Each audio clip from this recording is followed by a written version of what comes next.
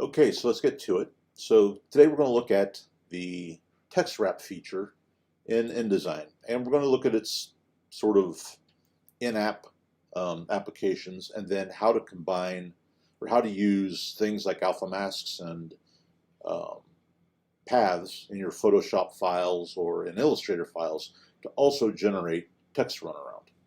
So we're going to get started by creating a document. And I'm just going to make it 2 pages, non-facing. That should do the trick. Open that up. So before we get into doing anything, text wrap can be found. I'm using a typography layout at the moment, so you can switch your layouts via the layout switcher up here. I'm using the text wrap feature, which will be found along the right-hand side. If you don't have that there, or you're using a different layout that doesn't have it in the side, simply go to Window, down to Text Wrap, and that'll open it right up. So this is the box we're going to focus on this time around.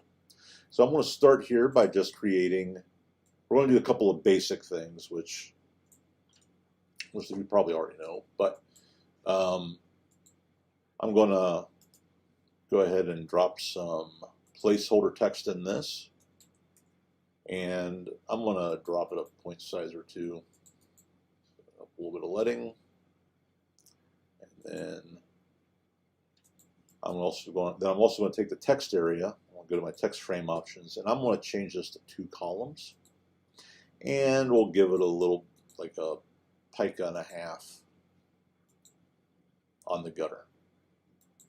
And I think it's going to be easiest to see how all this works if I go ahead and select all my text, and I'm just going to justify it so that it's, you know, flushed along the left side and the right side.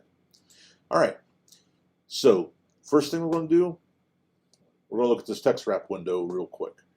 Up here along the top are the different methods of wrapping text. So we'll focus on those. Right here below it, those allow you to set the offset. So within a square-shaped picture box or text pullout, you can increase the text offset by increasing these numbers, and you'll see this little link here like we have throughout all the Adobe Creative Suite applications. Whenever this link is active, it will tie all these fields together. So if you're not familiar with all that, you'll see what I'm talking about here in just a moment. So we're going to start with, I'm just going to create a rectangle. And I'm just going to draw it in here to the top, here on the top corner. And then, just so we can tell everything that's going on, I'm going to fill it with blue so we can see that box. And I'm also going to give it some transparency. This is probably something you might or might not want to do. But I'm just going to give it some transparency so that we can see through it and see what's going on with the type when we place some of these images, some of these blocks. So you can see that the blue is sitting right on top of this text box, and the text is running over underneath it, which of course is not what we want. What we want is for the text to actually start below it and wrap around it if it only takes up a portion of the column. So we're going to do basic text runaround by selecting this box.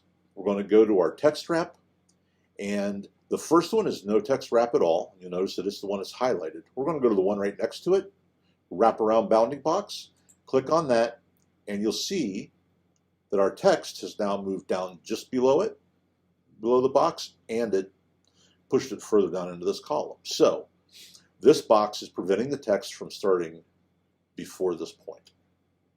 And this line of text is like right up against that blue box, and that again is probably not what we want. That's where these offsets come into play. So here's that link I mentioned. Right now it's broken, and I think that's where we're going to leave it. But if I were to link that, turn that on, so it looks like that, when I adjust any of these fields, you see all of the fields change. And I'm just going to kind of zoom in on my text here, on my image area here, you'll also see this light blue line around the outside. That indicates our offset area. So if I reduce this back down to 0, you'll see that that line goes away. And I'm just going to unlink that. And I just want to give some more room at the bottom. So I'm going to select the bottom runaround, and we're just going to increase that. You can see that text moving away. And I'm going to make it match. I'm going to make it 1.6 pixels, 1.5 pixels to match my gutter, so that when I look at it in layout mode, my gutter and my text offset are all nice and neat and even. Text wrap is as simple as that. There are some other features here we're going to look at, but so the second thing I want to do is I'm going to select this again, and I'm just going to switch this back to 0. And then I'm going to move this down here into the middle of my page. And you can see that the text is running around the box, but right up against the edges. So we're going to start off here with that selected. We're going to link all of our offset boxes together, measurements, and we're just going to increase that offset. And we can see, as we do it, the text moving away from our box. And I'm just going to, we'll set that to a pike and a half as well. We'll zoom in here.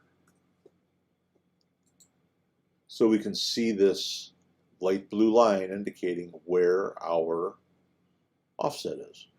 Now, one of the things you'll notice is that the gap between my type and the bottom is much larger than it is the rest of the way around. That's because a lot of times these gaps are affected, well, all the time, not a lot of times, all the time, every time, these gaps are actually affected by the leading of your type. So if I want to close this up a little bit, I can, so if I want to make this all even, I need to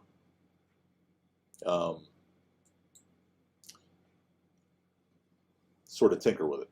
So I could take some leading out of my type. Maybe that's where I want it to be. Maybe that's not the change I need to make. One of the other things I could do here is, remember, if this link is broken, all of these operate independently. I could go to my bottom and I could just, independently of all the other measurements, I could drop the runaround on that. See what happened? Closed up, and it's pretty close to the same gap as all the other sides. You can also sort of move your image box around a little bit just to sort of get things centered up. But sometimes to make these gaps match up all the way around takes a little bit of tinkering. So just know that. So that's wraparound bounding box. And wraparound bounding box is just basically wrapping around our entire shape. So next we're going to move on to, we're going to skip over the object runner shape here for a moment because there's more things we're going to do with that. But let's take a look at these two items here real quick. This one right here is jump object. So with this image, this block in the position it's in, if I select that and I select jump object, you'll see that the type in both columns jumps the object entirely and picks up at the bottom. And the same thing happens with jump to next column, except that it's going to, in this case, it's going to isolate the text to the top. And if I had text set up on my next page, it would be picking up there. One of the other things I can do, though, here to show, sort of illustrate this, is I'm just going to drop this all back down. Let's slide this over into just this column. You'll see the text runs down, stops at the image, and picks back up on the next column and continues on. So that is jump object and jump to next column. So now we're going to move on to, and I'm just going to pull this out of here. Next, we're going to move on to the wraparound object shape. So we're going to start by grabbing an ellipse, and I'm just going to draw an ellipse right in the middle of my text. Let's fill it real quick. And there's no runaround on this right now. If we take a look at text wrap, it's got the no wrap option enabled, which means the text is running right beneath it. So I'm going to select wraparound object shape. And when I do that, it drags my type around to the outline of my object. And you'll notice in my offsets, they're all grayed out except one. That's because this one object controls all the sides of the runaround. So you just increase it by increasing the point size there. Pretty simple, pretty straightforward. If I move this around, you'll see that it affects the text wherever I place it. So I'm just going to leave this right here. And I could create as well. It doesn't have to be a circle. I could take my pen tool and let's just create sort of a wavy line real quick.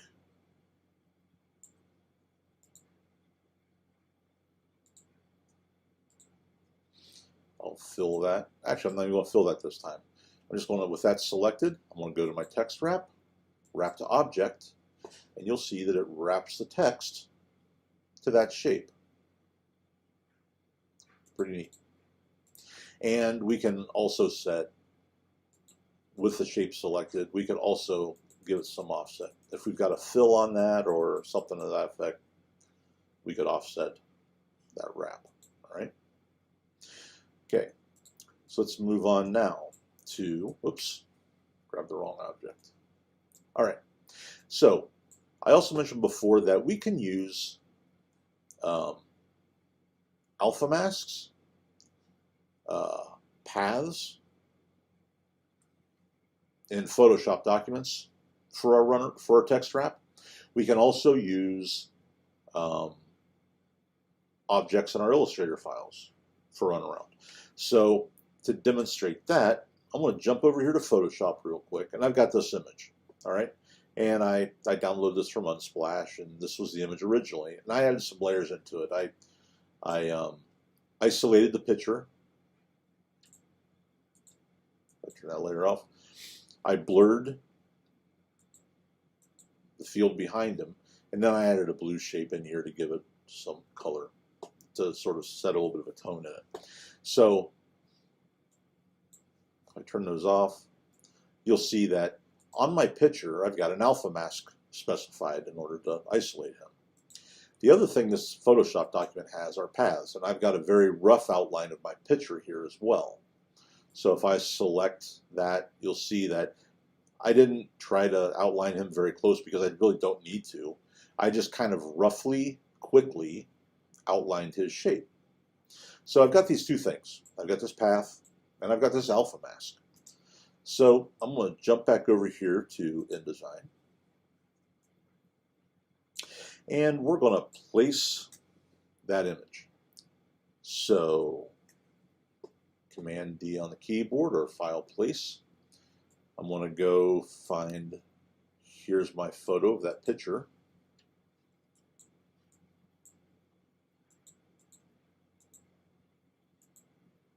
Select him, and I'm going to show import options.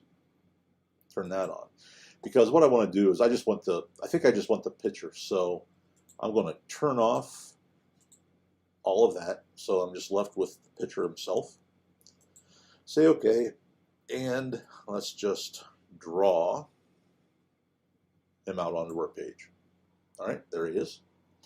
And then I'm just going to, so I don't have such a large text area, or image area. I want to sort of pull that in, and let's slide him over right here. Let's make him a little bit smaller.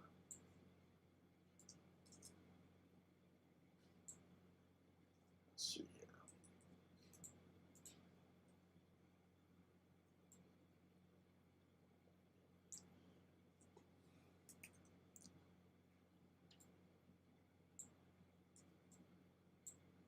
duplicated them.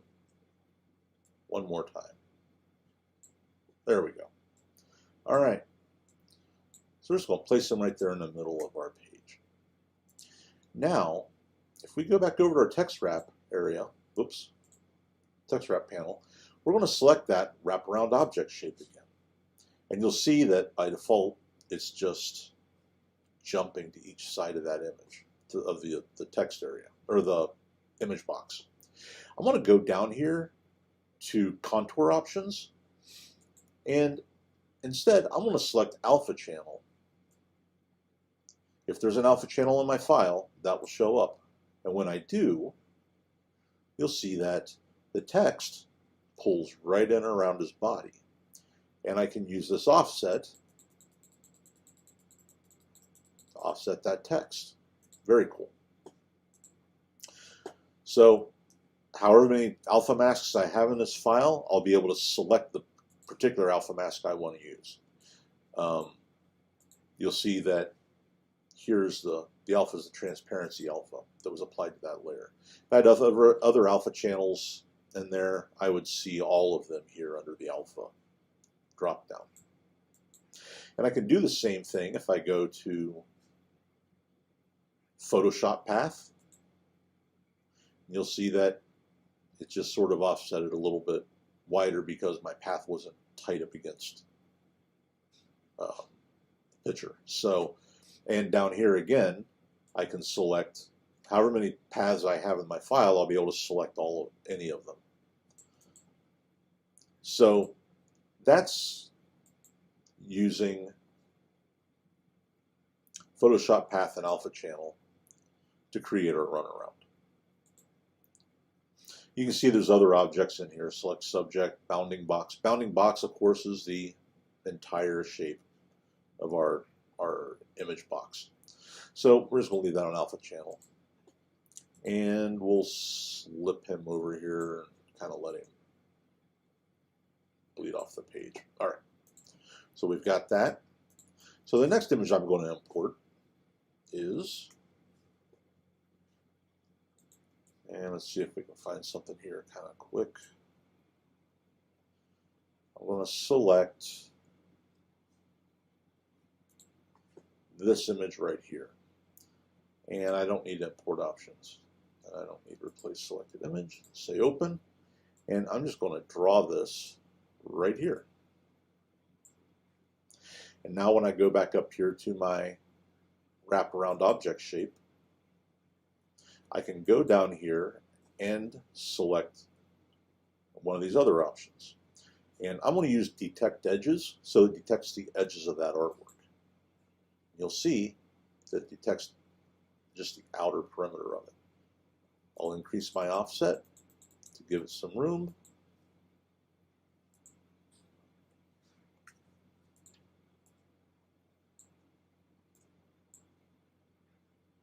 There we go. Not too bad. So those are the basics of using the text wrap tool. One other thing I didn't point out, wrap to both right and left sides, it gives you some different options here. If you've got a multi-page document, a book, you can tell it that it's only going to wrap towards or away from the spine, just the largest area, right side, left side, or both of them. So I'm leaving it on both. I've never found much reason to go beyond this, but I'm sure a day will come when I'll need one of the others. So, all right, so that's the wraparound. One last thing. What if I have an object that I don't want, or what if I have a block of text that I don't want to be affected by text wrap that I put on an object? We can control that on a item by item basis. So I'm going to go back to my circle here, draw a circle. We're going to text wrap it. And I'm just going to fill it here real quick with black. And go back to text wrap and give that a bit of an offset. So what if I have a block of text? I'm just going to draw it out off here to the side. And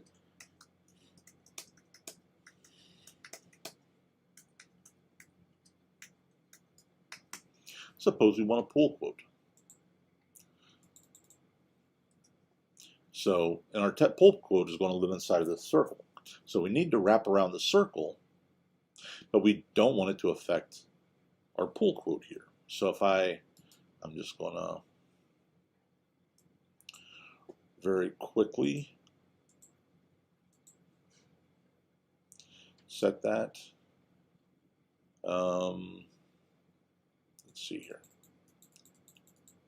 There we go. We'll increase the point size a little bit and make it weight. Oops, wrong one. Select type, select weight. Now let's lay it over top of this black box. But wait, it went away because there's a runaround set on this box. So if I right click on this box and I select my text frame options, it's also Command B, you'll see at the bottom of this is a checkbox for ignore text wrap. I'm just going to turn that on. You see my text pops right back in there. And then I can control that in that way whether or not a particular block of text is affected by the text wrap that we've set up.